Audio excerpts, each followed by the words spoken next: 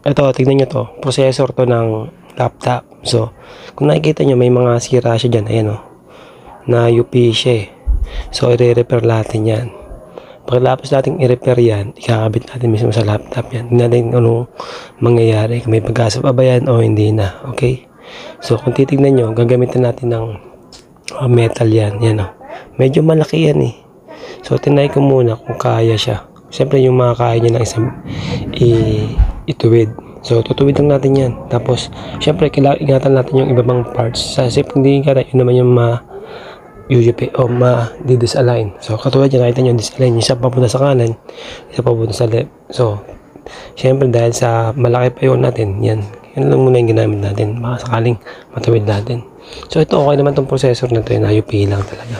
Kung baga nagkaroon ng problema. So, kung di umubra yan, gamit natin ng iba. So, yan.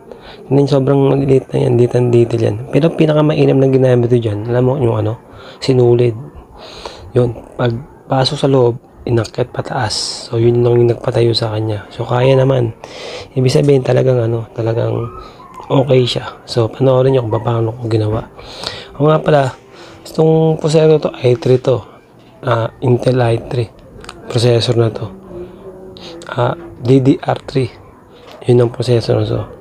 Kaya kung nakita nyo parang yung mga laptop nyo, pwede nyo baklasin nyo, huwag kayong matakot baklasin nyo para gawin. Pero kung gusto nyo naman na may pambayad naman kayo, katulad ko, wala akong pambayad. So yan, nagawa ko na ng paraan. So tingnan nyo sa dulo, sobrang total, mula pang 5 minutes do, more than 4 minutes lang. So tapusin nyo itong vlog na to para makita nyo kung in case na magkaroon kayo ng problema dito, sigurado ko magagawa ng paraan yan. Okay?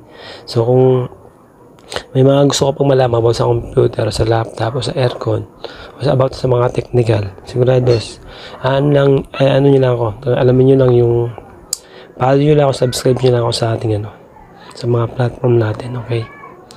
So, watch nyo lang, na nyo mamaya, papakita ko sa inyo, paano tumatakbo. So, yan. Iniisa-isa ko lang siya, sobrang iniisa-isa ko lang siya. So, kung iba, medyo napantay na, medyo okay na siya. So, yan. Tuloy-tuloy lang sa paggawa. So, i-fast forward natin.